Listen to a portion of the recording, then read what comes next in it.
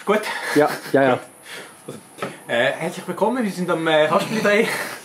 Wir sind gerade am Drehbuch, Tag 1 von 1. Wir haben hier ein gutes Bier miteinander. Jan, sag mal, wie es dir? Ja, schau, wir haben Szene 1, nicht so lang, Szene 2, ist ein bisschen länger. Hey, Badelade! Also, was gehören da meine grossen Löffel? Kasperli! Ja, sag doch etwas. Ja, frag mich. Ich glaube, schlussendlich kann man sagen, es war ein cooler Abend. Und ja, morgen geht es weiter, gell? Der Nick hat das Gefühl, wir sind noch nicht bereit, um direkt aufzunehmen und den Text nochmal anpassen. Und darum habe ich jetzt da den Text auf den Fernseher, dass nicht alle an ihrem dummen Handy sitzen.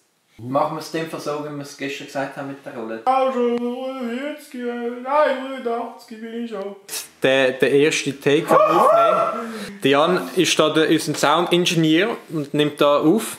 Also, Ja, auf. ist der Kasperli zusammen mit dem Seppli ins Waldhäusli gegangen. Ich schieße der Frau Rüdisüli morgen aufs Pult und gut ist. Und jetzt komm, gib. Und jetzt gib mir die Chest. Der oder der, den wir schon gesagt haben. Wir sind ein bisschen schneller, sonst sind wir uns Ja, wie wollt ihr schneller rufen? So, Buben, wenn die Polizei ruft, dann gibt mir Antwort. So ein Mikrofon macht einmal verdammt patent. So, jetzt. Ja, der Nick, der hat keine Ahnung von nichts. Und let's go! 45, 3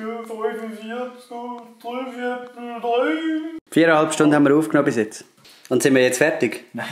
Nein, sind wir nicht. Nein, sind wir nicht. Aber wir sind am Huren essen und ich finde, du... Nein, geil. Und ich bin da...